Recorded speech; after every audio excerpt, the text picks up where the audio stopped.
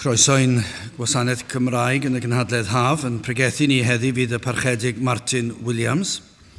Yn syth ar ôl yr oedfa, mae croeso i chi ymuno ni yn y neuadd am luniaeth ysgam. Felly drws nesaf yn y neuadd fyny'r grisiau fe fydd na te wedi baratoi ar ein cyfer ni. Felly mae croeso i chi ddod. Nawr, wrth i'r casgliad gael ei gymryd gen i aros ar ein heistedd i ganu emyn rhif 102. Mae'r orsedd fawr yn awr yn rhydd gwrandewyr llais y gwan. 102, gen i aros ar ein heistedd.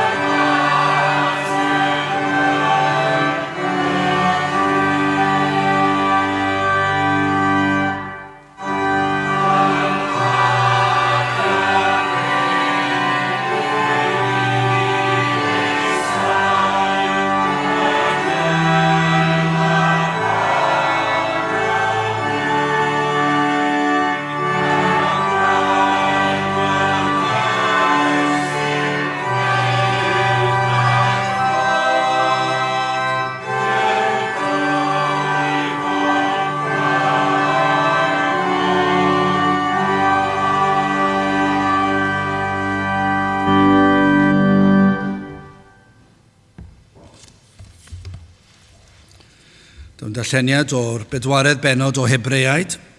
Hebreaid penod 4 ac yn dechrau yn yr adnod gyntaf.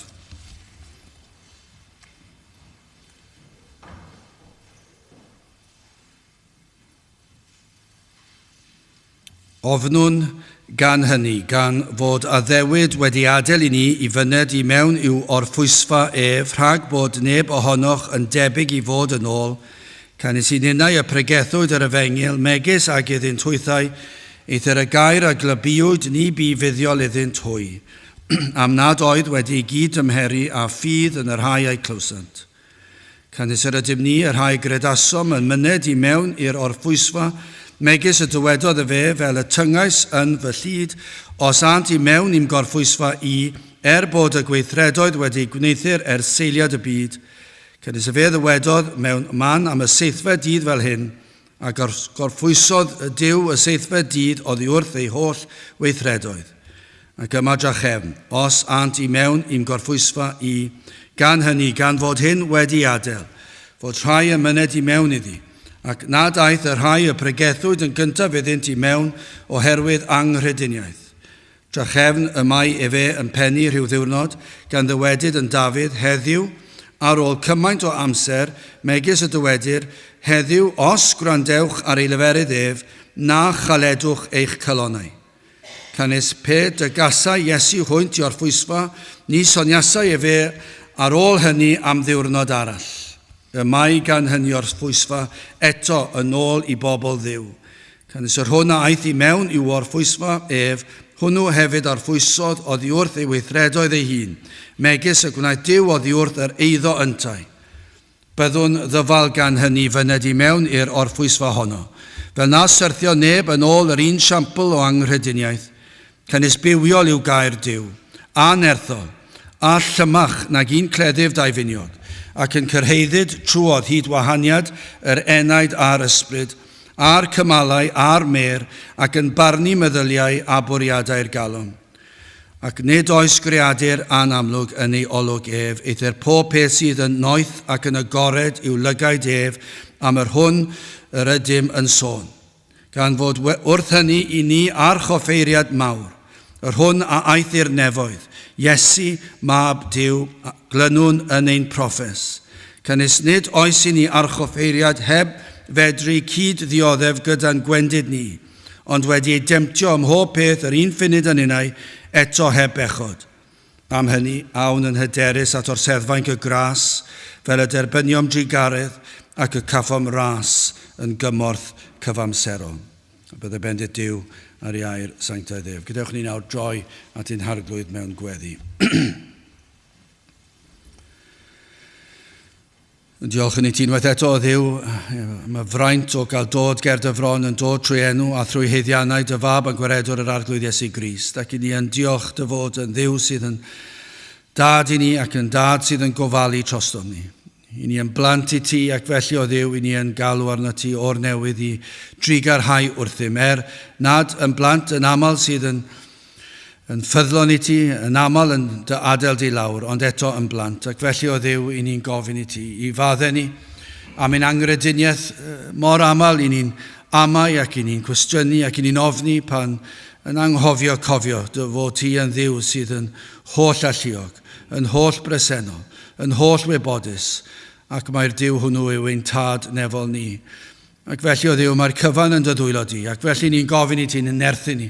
Helpa ni nawr i ddyrchafu ein llygaid tuag at y mynyddoedd, tuag at y Duw sydd yn holl alluog ac yn holl bresennol, ac yn holl wybodus. I ni edrych tuag at y ti yn y dyddiau tywyll iawn yma, dyddiau dyrys iawn, yn achosi pembleth i ni'n aml ac yn meddwl i ble y mae pethau yn mynd o Dduw. I ni yn gofyn i ti, i'n helpu ni, i edrych tuag at y ti ac i alw arna ti. Rhaid i ti ddod. Rhaid i ti ddychwelyd i'n plith. Does dim gobaith o Dduw. I ni yn gofyn i ti o Dduw i ddod ac i ddod lawr yn ystod yr emynau wrth i ni ganu dy glodydd, wrth i ni ddarllen dy air di, wrth i ni weddio, wrth i ni glywed y pregethiad o'r Efengil. I ni gofyn o Dduw i ti ddod ac i weithio yn rymus. O Dduw, i ni'n gweld cyflwr ein cylonau ni, ni'n gweld cyflwr cylonau y wlad, hyd yn oed cyflwr yr eglwys yn bodloni ar athrawieithau sydd yn bodloni'r pen. Ac eto o Dduw, y galon yn parhau yn galed ac yn oeraidd. O Dduw, i ni'n gofyn i ti cyffwrdd ein cylonau ni. Y bydd ein cylonau yn ystod yr oedfa hon yn llamu oddi fewn. O Dduw, y bydd na lawenydd nad i ni wedi brofi o'r blaen. Yn blant i ti o Dduw, y bydd na lawenydd i ni'n gallu dweud o fod ti wedi llenwi'n heneidio ni gyda llawenydd yr Efengil. O Dduw, rhaid i ti i weithio. Felly ni'n pledio ydy, maddau ni, dydyn ni ddim yn pledio, ac yn aml mae'r pledio yn dod o'r pen ac nad yw yn dod o'r galon. Ond o Dduw, helpa ni i wybod sut i frwydro mewn gweddi, y byddu di yn dychwelyd i'n plith. I ni yn gofyn o Dduw ac yn weld hyd yn oed rhai yn ystod yr oedfa hon, sydd yn ei tywyllwch eu heneidio nhw, ond yn dod i oleini yr Efengil, ac yn dod at yr arglwydd Iesu Grist. Y bydd na lawer heddi yn dod at droed y groes ac yn cyffesu pechodau, ac yn derbyn rhodd o ffydd i ymddiried yn llwyr eu heneidio yn yr arglwydd Iesu Grist, yn derbyn clogyn cyfiawnder, fydd yn ei gorchuddio nhw'n llwyr, ac y byddant yn berffaith yng Nghrist Iesu. Felly o Dduw, tyrd gweithio yn rymus, cadwa ni Hefyd o ddiw rhag yr un drwg, i ni'n gwybod o ddiw, pan y mae'r efengil yn cael ei chyhoeddi'n ffyddlon, y bydd yr un drwg yn dod. Felly ni yn parhau i weddio yn erbyn Satan ei hun, yn enw yr arglwydd Iesu Grist, ac yn gweddio ddiw y byddu di yn ei gadw i ffwrdd. Na fydd unrhyw beth yn dod i ymyrryd ar yr oedfa hon, o'r dechrau i'r diwedd, ac wrth i ni adael, ac wrth i ni ddychwelyd i'n cartrefi ni, ac yn ystod yr oedfa nos, ac yn bore fori, a dros y sil, na fydd yr un drwg yn cael dinistrio dy waith di, ac felly ni'n gweddio byddu di yn dod, ac y bydd enw di yn cael ei ddyrchafu, goriwch pob enw arall. Felly tyr, bendithio ni a diogela ni, ni'n gofyn hyn oll trwy enw a ceiddiant ein harglwydd Iesu Grist. Amen. Dewch ni nawr ganu emyn rhif 169, o am gael ffydd i edrych gyda'r angylion fri i drefn yr iachawdwriaeth dirgelwch ynddi sydd. 169 gen i sefyll uwch ni.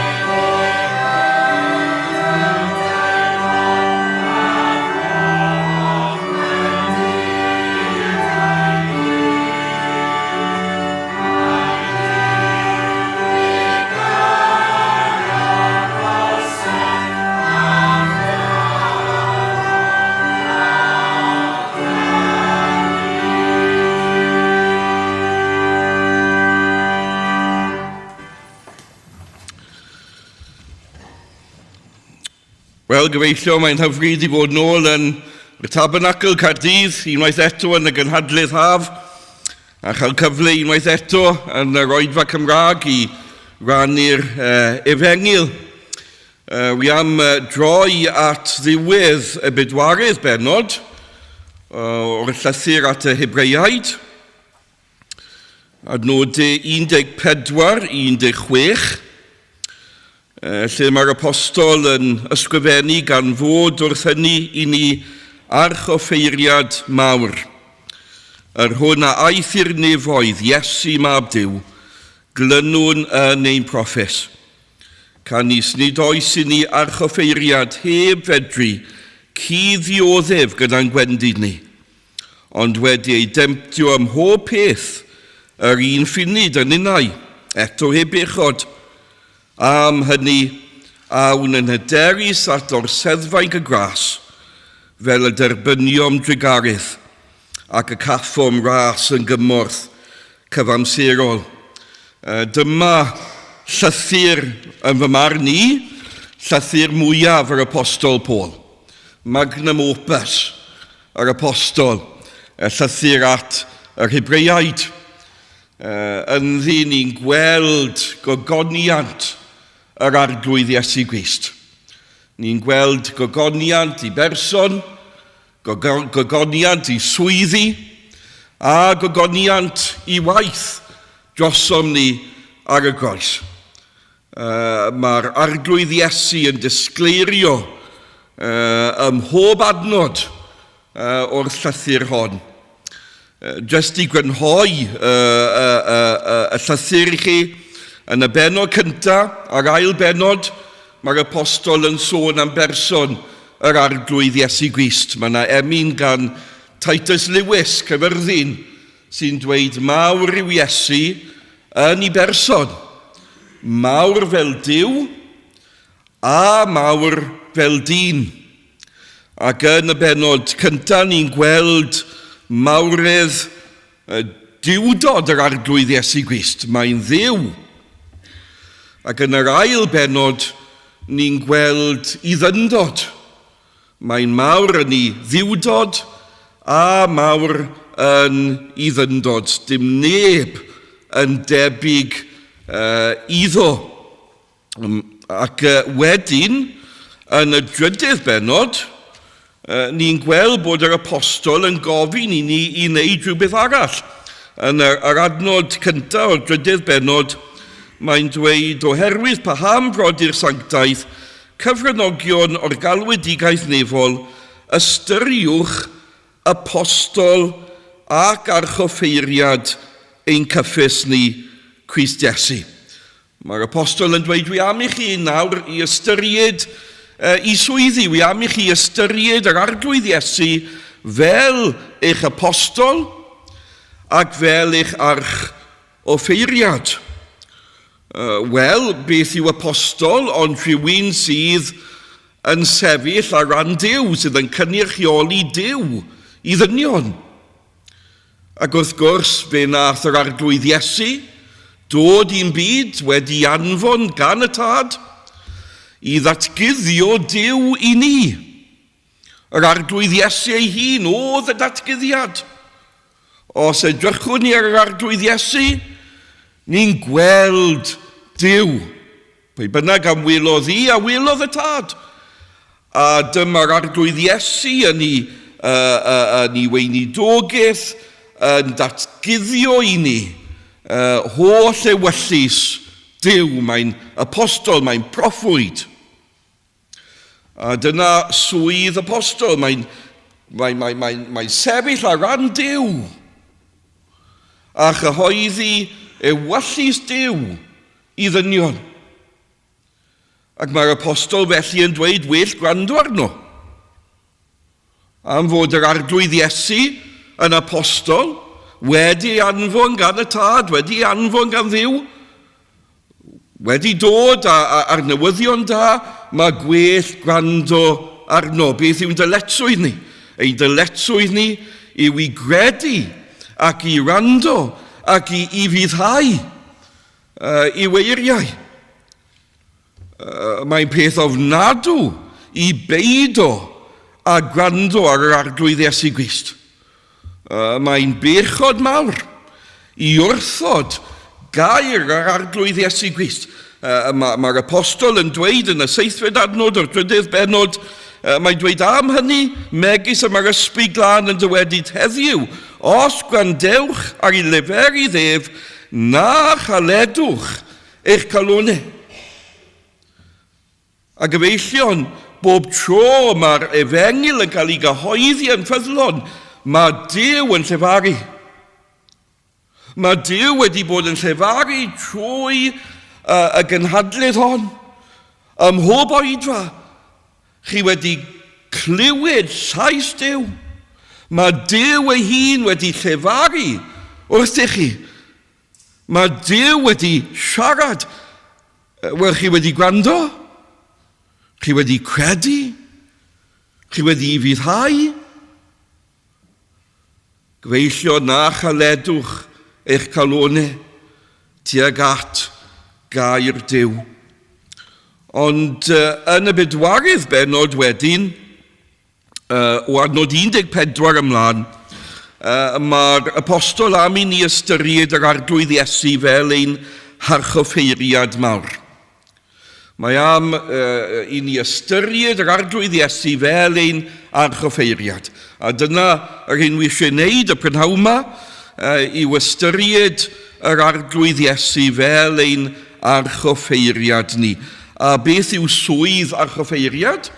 Wel, I sefyll ar ran dynion I gynrychioli dynion ger bron Duw, I sefyll ar ein rhan ni ger bron Duw. Mae apostol yn sefyll ar ran Duw ac yn cyhoeddi gair Duw I ni. Mae Harchoffeiriad yn sefyll ar ein rhan ni yn cynrychioli ni ger bron Duw. A gyfeillio mae eisiau Harchoffeiriad arnom. Mae eisiau pwysleisio hynny.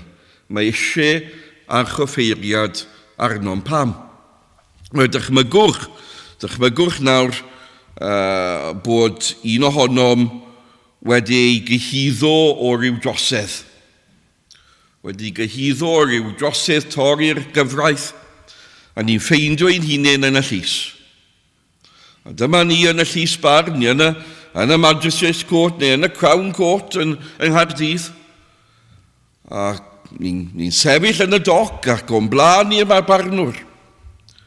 Wel gyfeillion, fe fyddwn ni eisiau rhywun I pledio ein achos, ger bron y barnwr. Byddwn ni eisiau rhywun I sefyll o'n plaid ni, ger bron y barnwr yn y llys. Eisiau rhywun I cymryd ein ochr ni, ac I bledio ein achos ni yn y llys. Wel, os mae hynny yn wir, am llys barn yma yn y byd, beth am sefyll o flan Duw? Mae yna dydd yn dod, ni ddim yn gwybod pryd, ond mae'r Beibl yn dweud ac mae'r Beibl yn addo, y bydd yna dydd yn dod pan bydd rhaid I bob un ohonom sefyll o flan Duw. Bydd neb yn absennol, a bydd neb yn gallu rhoi esgus am fod yn absennol y diwrnod hwnnw. Bydd brenhinoedd y byd yn sefyll ger bron Duw. Bydd clodion y byd yn sefyll ger bron Duw. Bydd yr holl genhedloedd yn sefyll o flan Duw. Bydd bob unigolyn yn sefyll ger bron Duw. Ac mae'r Beibl yn ei alw yn ddydd y farn. Ac ar y diwrnod hwnnw, bydd rhaid I ni roi cyfrif. Cyfrif o'n bywydau ger bron y barnwr. A bydd pob peth yn agored o'i flan. Ni wedi darllen hynny y prynhawn yma ond I ni. Yn adnod 13 o'r bedwarydd benod, mae'n dweud ac nid oes gweadur an amlwg yn ei olwgef, eith'r bob peth sydd yn noeth ac yn agored i'w lygaid. Ni'n gallu cwato beth o'n gilydd, twel? Chi'n gweld beth wy'n neud a chi'n clywed beth wy'n dweud, ond wy'n gallu cuddio fy meddyliau, wy'n gallu cuddio I ryw raddau yng nghalon oddi wrth I chi. Gallu cwato rai pethau. Ond ger bron Duw, y bydd popeth yn agored. Mae'n gwybod cudd feddylu ar galon. Mae'n gwybod popeth amdano ni. Ein gweithredoedd, ein geiriau, ein meddyliau, ein calonau. A bydd hynny I gyd yn noeth ger bron Duw. Ac wrth gwrs, mae hynny wrth gwrs yn dweud bod hynny yn mynd I fod yn ddydd ofnadwy I ni. Oherwydd ni gyd yn gwybod o'n I ni bod ni'n pechyduriad. Bod ni wedi droseddu yn erbyn Duw, ni wedi droseddu yn erbyn I gyfraith, ni wedi torri I gyfraith, ac ni'n euog felly o dorri'r gyfraith. Ac fe fyddwn ni yn sefyll ger bron Duw yn euog y diwrnod hwnnw. Wel, siwt allai sefyll? Siwt yn y byd allai sefyll o flan y Duw byw, y Duw sanctaidd, y Duw cyfiawn, y Duw holl alluog, y Duw holl wybodol. Goleini yw Duw, a nad oes ynddo dim tywyllwg sydd at ei sefyll, sydd bydd na unrhyw obeth i mi y diwrnod hwnnw, o'r sefyll ger bron Duw, a minnau yn bechadur, a minnau yn eog, a minnau yn heiddi, condemniad, a barn, a giffern, sydd at ei sefyll ger bron Duw. Fy unig obeth, gyfeillion, fy unig obeth yw cael rhywun y diwrnod hwnnw i bledio fy achosi. Rhywun i sefyll o'n plaid. Rhywun i'n cynrychioli ger bron Duw. Yr unig gobeth y diwrnod hwnnw yw cael gwaredwr digonol. A chyfeillion, dyma'r efengil bod Duw wedi darparu gwaredwr. Mae wedi darparu archoffeiriad. Mae wedi rhoi i ni yr arglwydd Iesu Grist. Fel mae un ymynydd yn dweud, Morgan Rhys yn dweud, ni cheisiau wyneb Moses, un ffrind i ddadlu'n hwyn, ond Iesu'r cyfaill ffyddlon fi farw fy mwyn, yn ymchwydd yr iorddonyn, ac yn y farn a ddaw, dihangol yn y diwedd a fyddaf yn I law. Chyfeillion, wi am cyflwyno I chi y prynhawn ma, yr arglwydd Iesu, fel archoffeiriad digonol, fel archoffeiriad cyflawn, fel un digonol ar gyfer y pechadur. Dyma fe, ac mae'r apostol am I ni ystyriwch mae'n dweud, archoffeiriad ein proffes ni. Ystyriwch yr arglwydd Iesu Grist. Nawr yn yr amser sydd gyda fi, wi am just nodi 2 brif pwynt y prynhawn yma, yn adnodi 14-16. Ni'n gweld fan hyn archoffeiriad mawr, adnod 14, ac ni'n gweld archoffeiriad cyd o ddefol. Ni'n gweld archoffeiriad sydd yn cyd-ddioddef gyda'n gwendid ni, adnod 15. A wi am ystyried y 2 pwynt. Mae gyda ni archoffeiriad mawr yn yr arglwydd Iesu. Wi am cyflwyno I chi archoffeiriad mawr. Mae'n diddorol. Os chi'n darllen y Beibl, mae yna sawl archoffeiriad yn yr Hen Testament. Chi'n dod at Aaron a'i deulu wedyn, mae archoffeiriad yr Hen Testament, ond dim ond un yn y Beibl sy'n cael ei ddisgrifio fel archoffeiriad mawr. Ac mae'r apostol Paul chi'n gweld am I ni weld bod yr arglwydd Iesu Grist yn sefyll yn uwch. Mae'n well. Mae'n mwy ardderchog na holl archoffeiriad yr Hen Testament. Mae'n sefyll ar wahân. Sdim neb yn debyg iddo. Dyma'r un holl ddigonol. Wel pam? Wel, gai nodi rai resymau yn gyntaf ystyriwch I berson. Mae'r apostol yn dweud fan hyn, gan fod wrth hynny I ni archoffeiriad mawr, Iesu, mab Duw. Pwy yw'r un sy'n mynd i'n cynrychioli fi ar y diwrnod hwnnw? Pwy allwch chi cael eich cynrychioli chi y diwrnod hwnnw? Iesu, mab Duw. A dyma person unigryw yr arglwydd Iesu Grist. Ystyriwch I berson. Fel ni wedi dweud yn gynharach, mae'n ddiw ac mae'n ddyn mewn un person.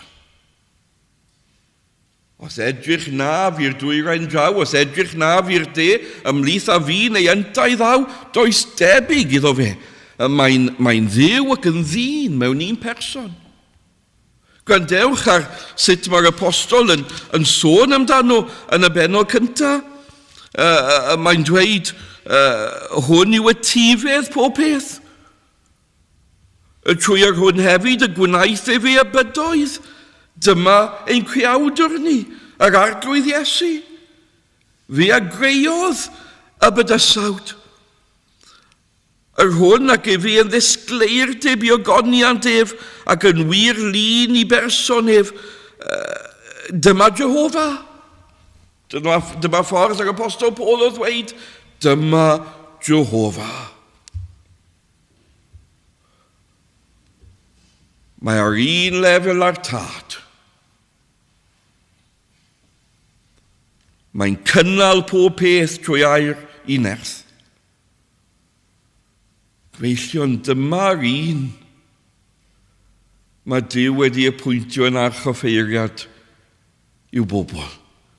Dyw ddim wedi apwyntio i'w angel.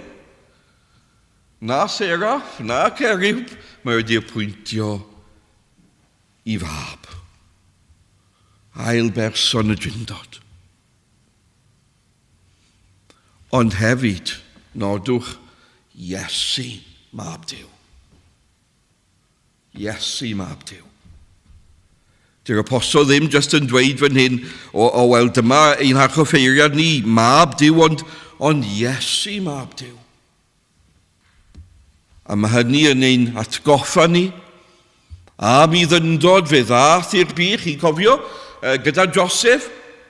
Dath neges yr angel a Joseph a dweud fe elwyr i enw ef Iesu, a mae ef a waredau i bobl oddi wrth i bechode. Dyma'r un mae Duw wedi anfon i'r byd. Wedi ei eni ym Bethlehem, gwaredwr. Yr un anfonodd Duw i'n gwaredu ni oddi wrth ein bechode. Dyma y person mae Duw wedi ei rhoi ni i fod yn archoffeiriad drosom ni.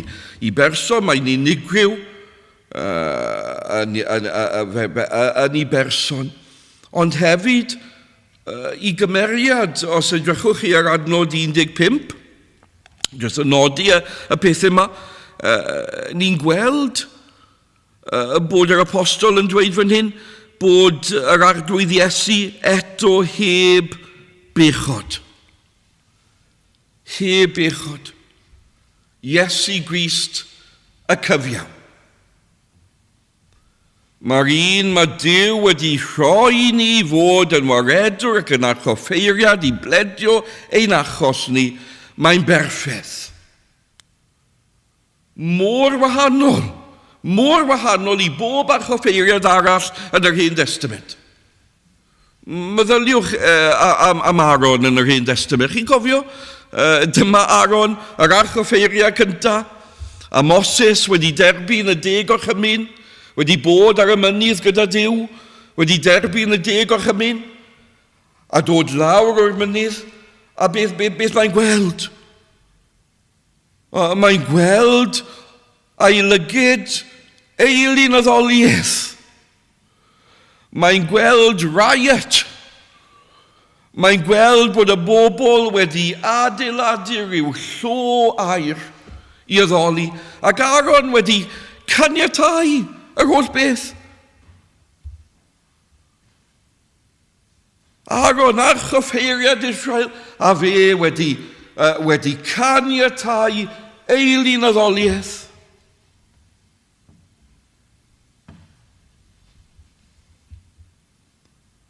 Yr arglwydd Iesu,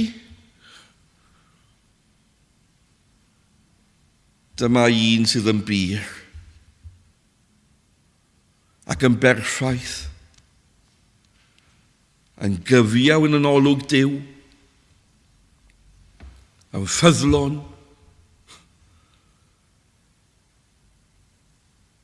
te bechod.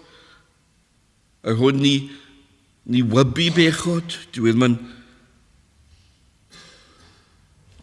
O ddim wedi gwneud unrhyw bechod, ddim wedi cyflawni unrhyw bechod, oedd ganddo galon pyr, perffaith. Ac yn hynny wrth gwrs, fe enillodd ef i ni trwy ei fywyd cyfiawnder.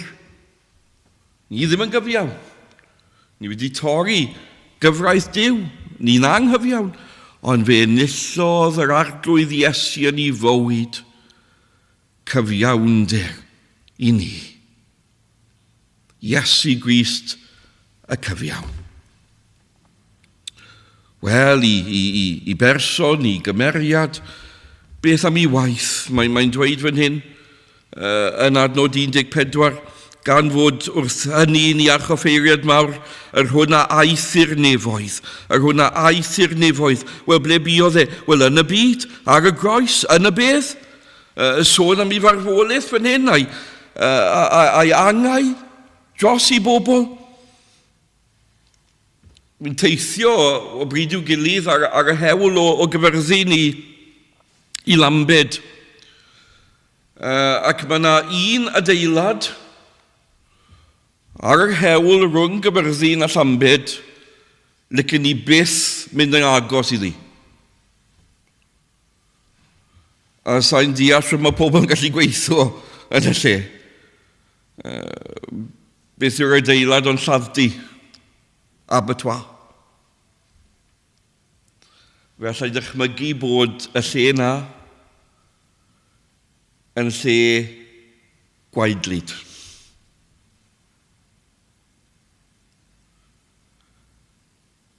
Gyfeillion, peidiwch cael rhyw syniad romantis ynglyn â'r Tabernacle a'r deml yn yr Hen Testament. Oedd y Tabernacle, oedd y deml yn lle gwaedlyd. Dod â thrws y Tabernacle. A fe fyddwch chi yn gweld allor. A marwolaeth. A gwaed. Llawer o waed.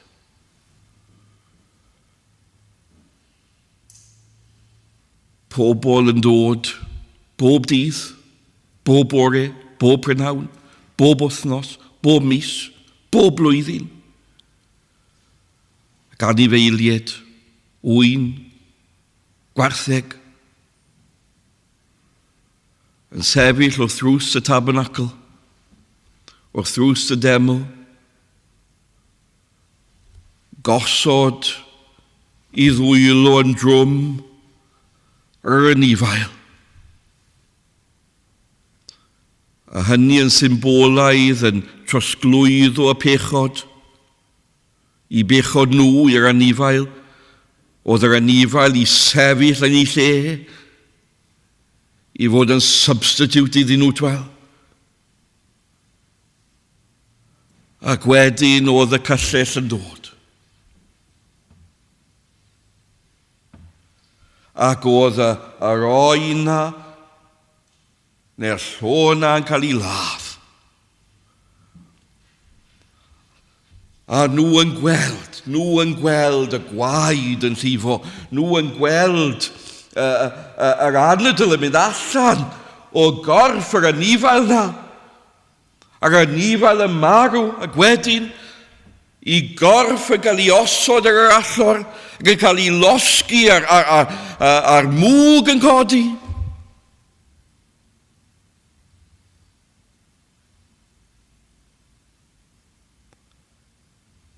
Ac wedi gwneud hynny, oedd y bobl yn gwybod bod yr anifail honno ddim yn gallu dod a maddeiant, gwir maddeiant. yw calonig i'w wyneidiau. Ie cyfro pechod am tamau bach, ond ni alla'r holl fôr oedd beth olch i fy mryw. Na gwaed y creaduriad amled ei rhyw a trwy gydol yr Hen Testament na gyd oedd yn digwydd yn y deml ac yn y tabernacle oedd miloedd ac filoedd o anifeiliaid yn cael i aberthu yn iawn dros bechodau. Bob blwyddyn yr Harchoffeiriad yn mynd mewn i'r lle Sanctaidd Olaf a gwaed ond yn gwybod bydd rhaid wneud hwn to. Bob bore oedd na aberth ar offeiriaid yn gwybod bydd rhaid wneud hyn to, bore fori, a drannoeth, ac wythnos nesaf, a'r mis wedi hynny, a'r blwyddyn wedi hynny.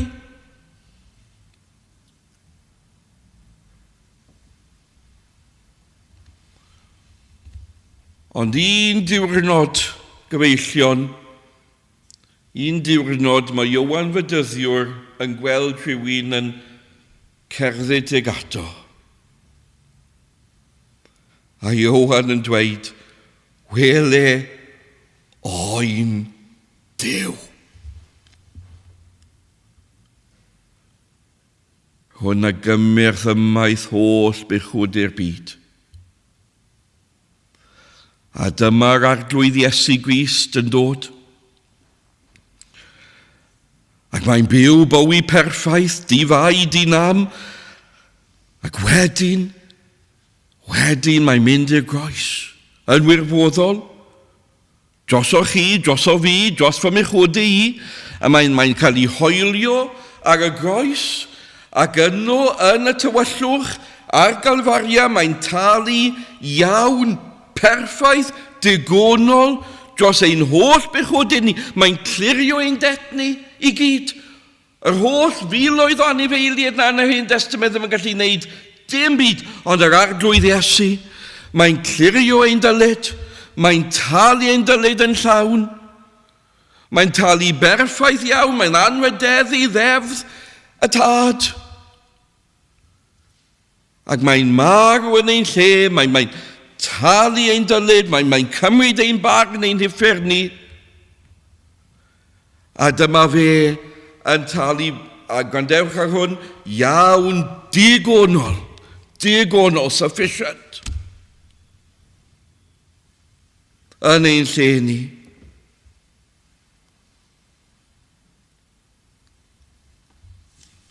Mae'n archoffeiriad digonol. Mae'n waredwr digonol. Na emyn, wi'n siŵr ni'n canu, ond mae'n dweud hyn, mae ffrydiau ngorfolydd yn tarfu o ddisglair o'r seddfau'n gynef. Ac yno esgynnodd fe Iesu, ac yno yr eiriol i fe, y gwaed a fod lonodd gyfiawnder. Deinellwyd ar orsedd ein Duw, ac yno yn beraidd yn erfyn i ni y troseddwyr cael byw. Yn yr Hen Testament, deinellwyd gwaed, llawer o waed a'r llawer allor. Ond mae'r gwaed a fodlonodd gyfiawnder wedi deinellu nawr ar orsedd ein Duw. Mae Iesu wedi esgyn i'r nef, ac mae yno yn beraidd yn erfyn i ni y troseddwyr cael byw. A mae wedi wneud hynny unwaith ac yn bydd unwaith am byth oedd ddigon i wisgo'r coro'n thrain, unwaith am byth oedd ddigon i ddioddau'r bygell fain, un aberth mawr wirfoddol a ddwyfo lyd. Un Iesu croeshoeliedig yn feddyg i'r holl fyd. Ac mae'r apostol, dyma beth wi am ddweud, mae'r apostol yn dweud fan hyn, ystyriwch mawrydd ein archoffeiriad ni, ystyriwch yr arglwydd Iesu Grist, ystyriwch i berson, i gymeriad a'i waith ar y groes dros bechaduriad, ac wrth ystyried yr arglwydd Iesu Grist, dewch i'r casgliad mae'n ddigonol. Iesu, rwy ti'n ddigon. Rwy ti'n ddigon i hen bechadur fel fi. Rwy ti'n ddigon i'r bechadur mwyaf yn y byd. Rwy ti'n ddigon i'r holl bobl. Does dim angen unrhyw un arall. Peidwch troi allan yr oedfa yma a redig i ryw eglwys Gatholig, i ryw offeiriad o ddyn. Bydd ddim yn gallu gwneud dim byd drosoch chi, ond dewch at yr arglwydd Iesu Grist, a phwyswch arno fe, a bydd yr arglwydd Iesu yn ddigonol ar gyfer eich bywyd yn y byd, trwy afon marwolaeth ac i dragwyddoldeb. Sdim angen un arall arnoch chi. Sdim angen un arall. Mae'n ddigon. Mae'n ddigon. Y tragwyddol fywyd yw. Glynwch wrth eich proffes. Os chi'n gwestiwn yma heddi, glynwch wrth eich proffes. Peidwch troi. Peidwch bellhau oddi wrtho. O na, glynwch wrtho, bob dydd, bob awr. Dyma'r unig un sydd yn ddigon. Dyma'r unig un sydd angen arnoch chi. Os chi'n troi oddi wrtho fe, chi'n troi o obaith i anobaith. Chi'n troi o fywyd i farwolaeth, o'r nef i effern, glynwch yn eich proffes. Glynwch wrtho. Dyma ein archoffeiriad mawr. Nawr, i orffen y prynhawn yma, wi am ystyried un peth arall. Mae'n archoffeiriad hefyd cyd o ddefol. Mae'n cyd ddioddef gyda'n gwendid ni. Dyma ffordd yr apostol Paul o ddweud ac i danlinellu trigaredd a thosturi a thynerwch yr arglwydd Iesu Grist. Gyfeillion, mae'r arglwydd Iesu yn waredwr tosturiol, tyner. Ac efallai chi heb gredu yma prynhawn yma, efallai chi yma heb gredu yn yr arglwydd Iesu. A chi'n gwybod mae Satan yn gallu dweud y pethau, y celwydd mwyaf i chi. Falle chi'n meddwl, wel, wy'n wy hen i ddod at yr arglwydd Iesu. Wy'n wy ddrwg i ddod at yr arglwydd Iesu. Wi wedi dweud am flynyddoedd fy mod i yn gwestiwn yn wy'n gwybod yn manghalon dwi ddim. Ac os dwedai nawr bod angen gwaredwr arnaf, wel, fi bydd y hypocrite mwyaf.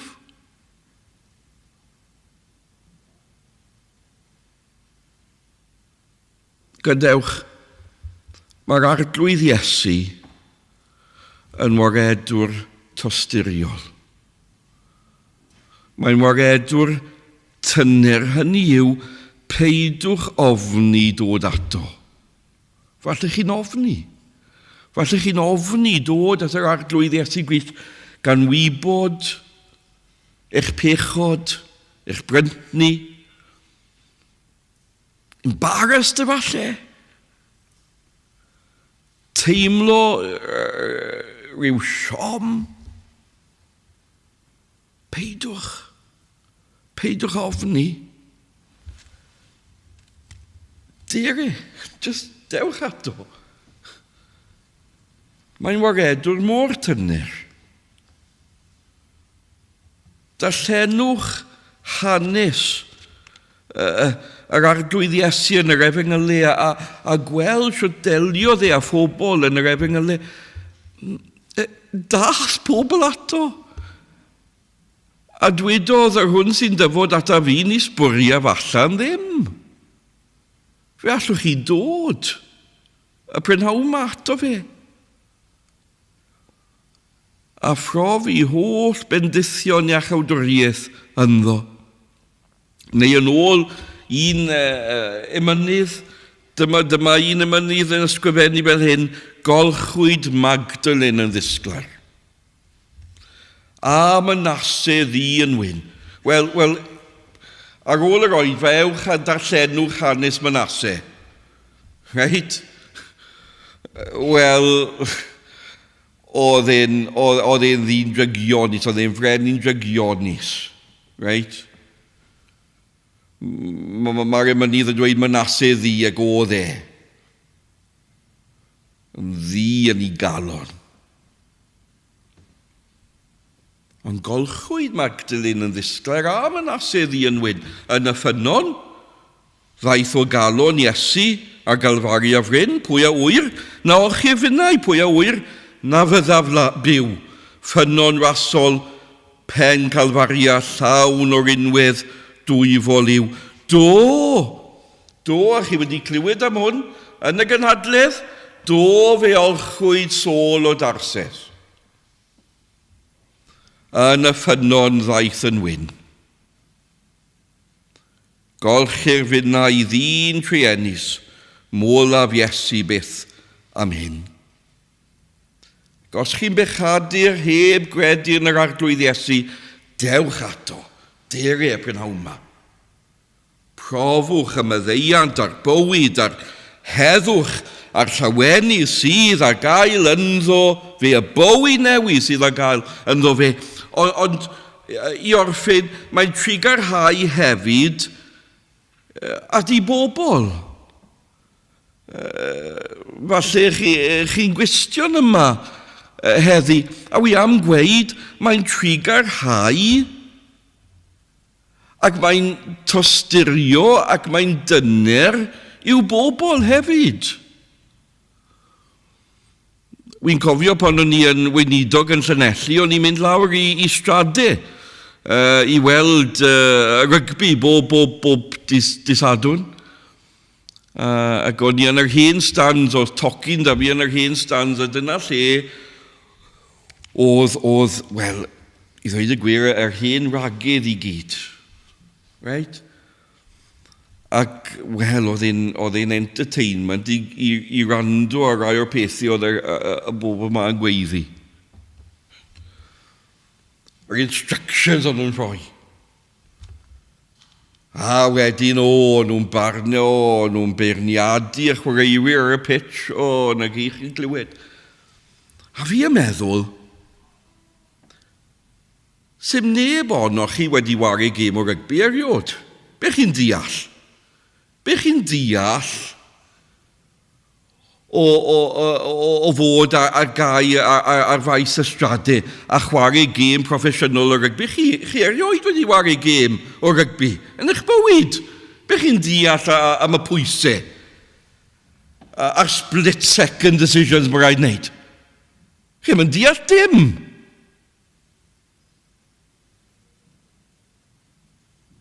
Nawr, dy gyfeillion, mae gyda ni Harchoffeiriad sy'n yn deall.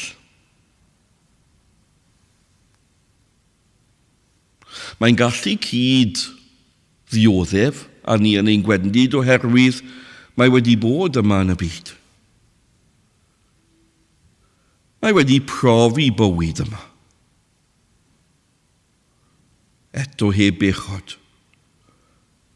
Mae'n deall beth yw temtasiwn. Odi. Os chi'n wynebu temtasiynau prynawn yma, os chi'n nghanol temtasiynau, mae'n deall. Odi. Os chi yma fel Gristion yn ddioddef y prynawn yma, mae'n deall. Os chi'n teimlo'n unig, mae'n deall. Os mae'ch calon heddi yn llawn o alar, fe wylodd Iesu wrth fedd Lazarus. Mae'n deall brad. Mae'n deall trialon bywyd. Mae'n deall beth yw hi I fyw mewn anialwch.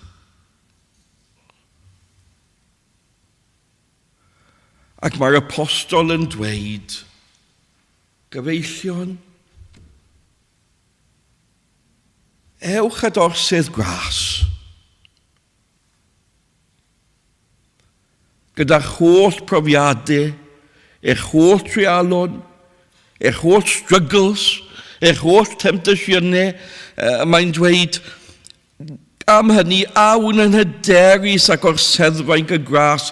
Mae A.W. Pink yn dweud, fe allwch chi gyfieithu hynny, ewch yn agored. Hynny yw, peidwch cwato, peidwch cuddio dim byd oddi wrtho. Byddwch yn agored, y gwbl agored, a dwedwch wrtho. Dwedwch wrtho. Dwedwch beth yw eich temptasiynau. Dwedwch wrtho am y pechodau yna sydd yn rhwystyr i chi. Dwedwch wrtho am eich dioddefiadau ac am eich teimladau ac am eich struggles. Dwedwch. Ewch at o'r seddfaint gras. Lle mae'r gwaredwr, lle mae'r archoffeiriad nawr yn arllwys ei ras.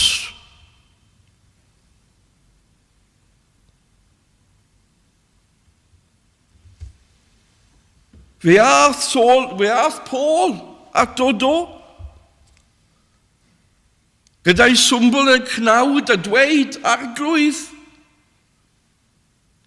A beth dwedodd yr arglwydd Iesu wrtho? Digon i mi yw dy ras, fy ras i ti. Digon i ti yw fy'n ras. Ac fe gafodd yr apostol gras, ar ôl gras, ar ôl gras. Mae'n ei digonydd o ras. Llawn stor o ras. Beth bynnag yw eich angen, beth bynnag yw eich dioddefaint y prynawn yma, beth bynnag chi'n mynd trwyddo, mae yna digonydd o ras yn yr arglwydd Iesu. Mwy na ddigon. Ewch felly, ewch at orsydd gras. Ie, y pechadur, ewch i cael maddeiant. Ewch mewn edifeirwch a ffydd at yr arglwydd Iesu, ond y Cristion hefyd. Ewch ato. Chi'n teimlo'n drist? Os chi'n teimlo fel rhoi gorau i'r holl beth, ewch ato. Mae yna gras. Digon o ras yn yr arglwydd Iesu Grist. Wel, gyfeillion, fi am cyflwyno i chi yr arglwydd Iesu Grist, cymerodwyo yr arglwydd Iesu i chi. Mae'n archoffeiriad mawr. Mae'n archoffeiriad cyd o ddefol. Pwyswch arno a peidwch byth troi oddi wrtho. Amen.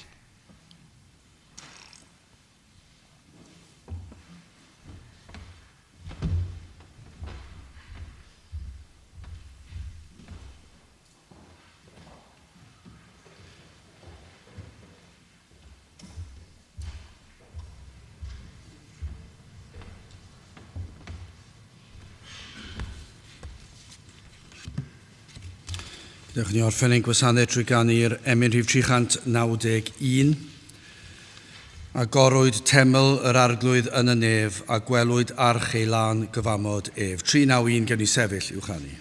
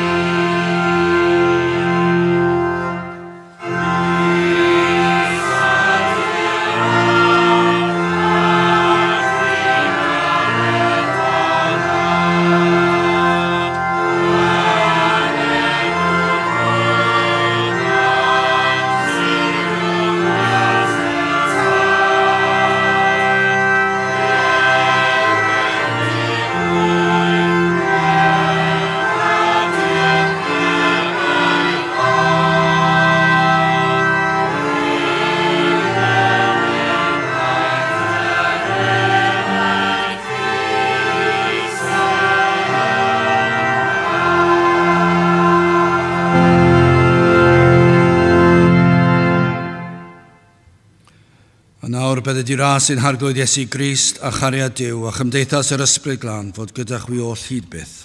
Amen.